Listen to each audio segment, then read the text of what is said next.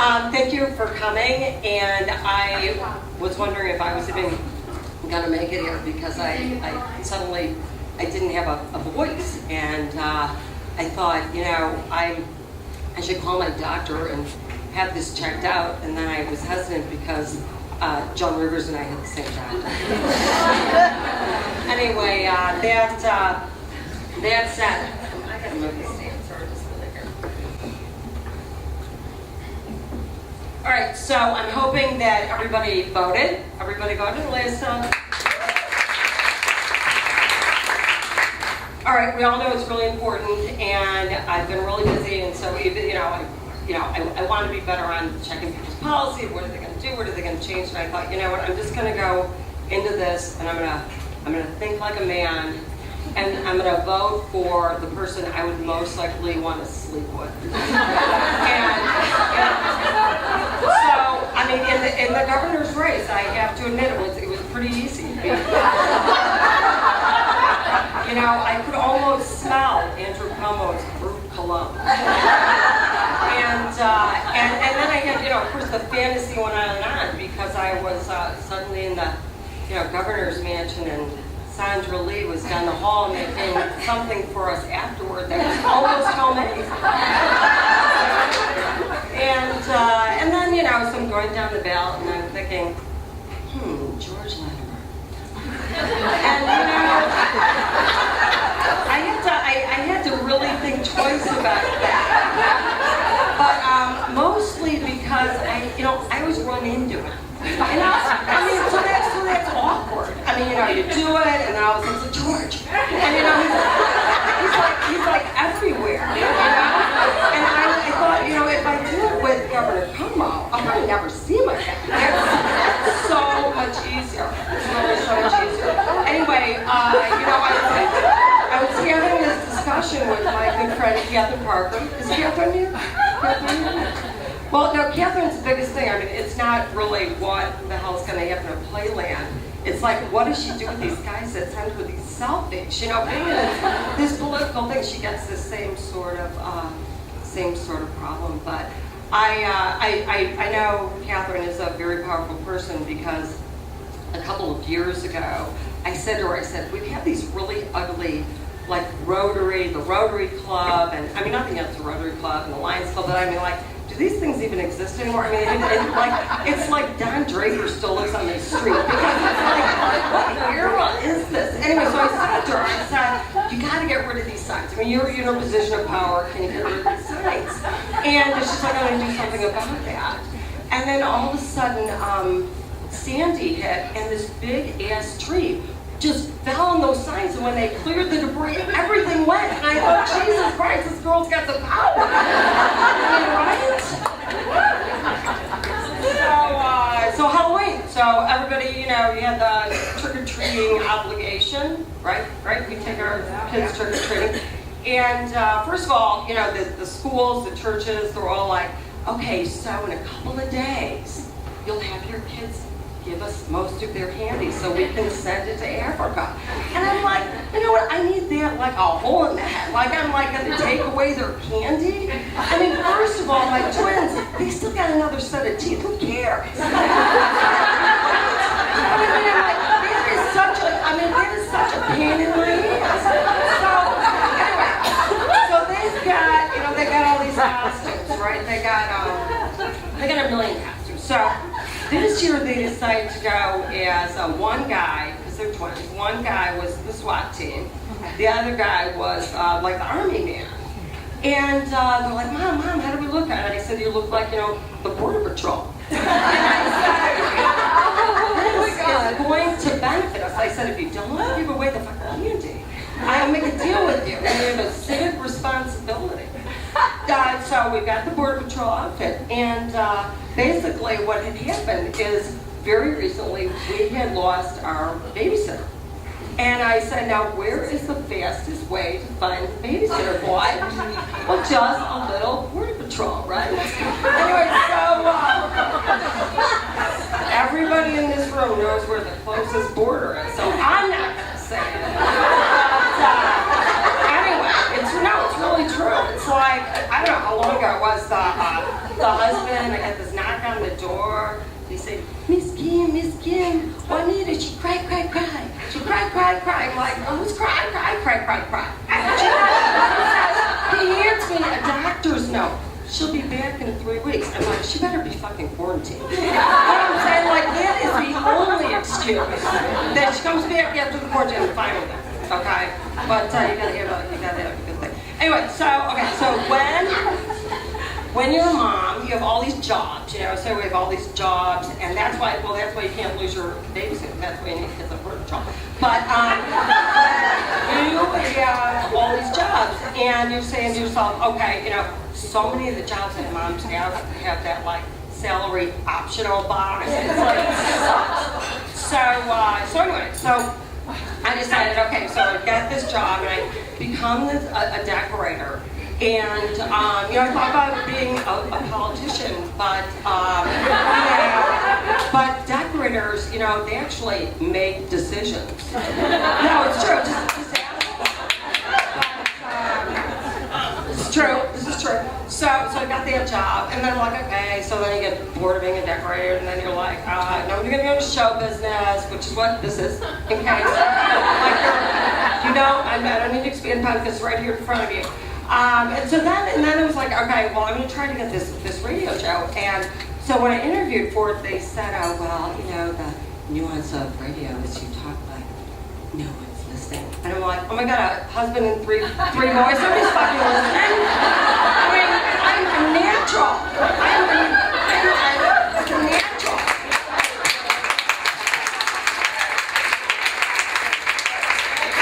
So anyway, so I got all of these jobs, and you know, it's one job that I think I know that other people in the room have been through this like I have, but oh my God, I mean, I don't know how many times I've done this job, and I just feel like I just haven't been as successful as other people expect me to be, and that's the hand job. I don't know, you know, I try. It seems like it's, you know, a lifetime commitment, and it really hasn't seemed to make a difference. And then there's those other jobs, like, you know, this job. You know, it's like, this job, I don't care how bad you are, if you are on a job, you will never get fired.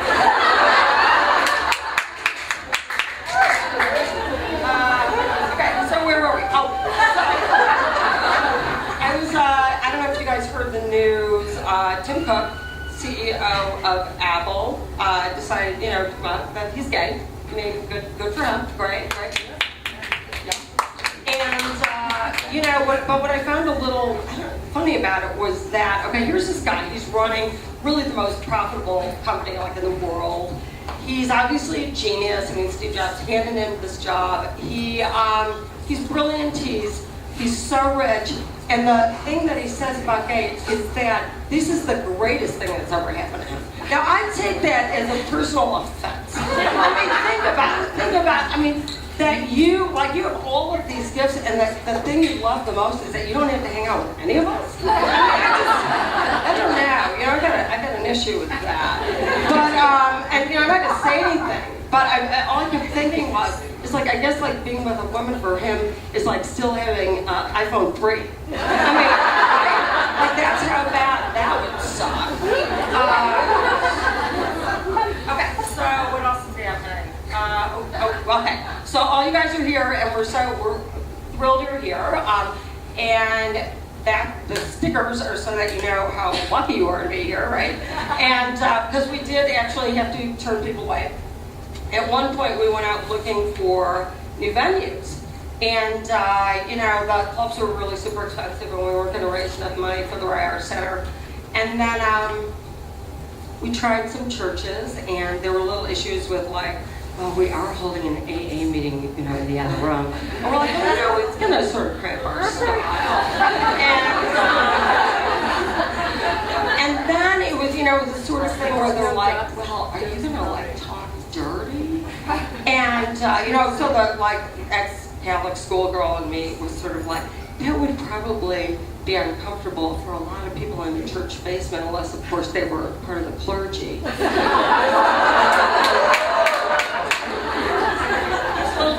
little cheap. I can go there because I was raised, I was raised Catholic, and then when I was in college, I started getting these massive solicitations to become a nun. And, my parents thought this was like the fucking funniest thing they ever heard in their life. Is that, right, these postcards would come, Sister Kim. And they would offer you, a one-way trip to some country you have never heard of. And, so you would live this life of servitude.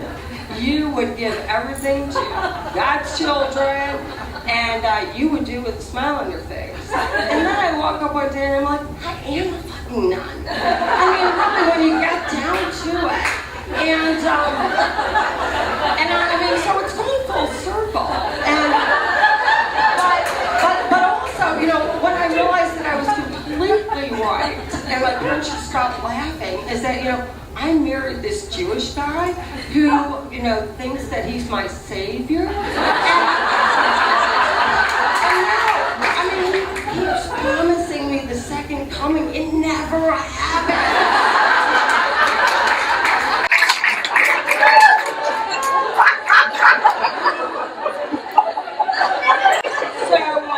So, what else do we need to talk about? Oh, I have this, okay, so I got the kids, the border patrol kids, and they, it's interesting because they're 6, so they still only come up to like here, which means, they're always hugging you like right here, and recently Henry, his real name, said, Mommy, you stink. The situation is that, there's not a lot of people who are in the position of telling me that. So, really, on a day-to-day basis, how would you not? Right? So, I was sort of like, okay, I had to believe him. So then I thought, well, what's interesting is that, and I really did, I tried to discuss this last year with some of you ladies, and you just sort of looked at me like, okay, that's enough. But I just had this whole thought about what if you woke up and your vagina was switched with your face. In my case, it would make it so much easier to talk to my kids. And there would be other things, like I would finally understand the value of a Brazilian wax. There'd be new product lines in my medicine cabinet. Summer's Eve would be my friend. Okay, I know. Okay, you guys always stop. But anyway, so and then I have an older son, and I'm gonna use his name's gonna be Brian because he's like, stop talking about me. So Brian, not his real name. Anyway, he came to me one day and he said, Mom, I was looking through Dad's dresser. And you're not really sure what you're supposed to do at that point. You're like, okay, all right. And he says, guess what I found? And so I'm like, thinking, the medicinal pot? And he's like, oh no. Mom, I found a dildo. And I'm thinking, this is such a teaching moment. And I said, no, son, that's a vibrator. And he said, does that mean Dad's gay? And I'm like, no, that means he's lazy.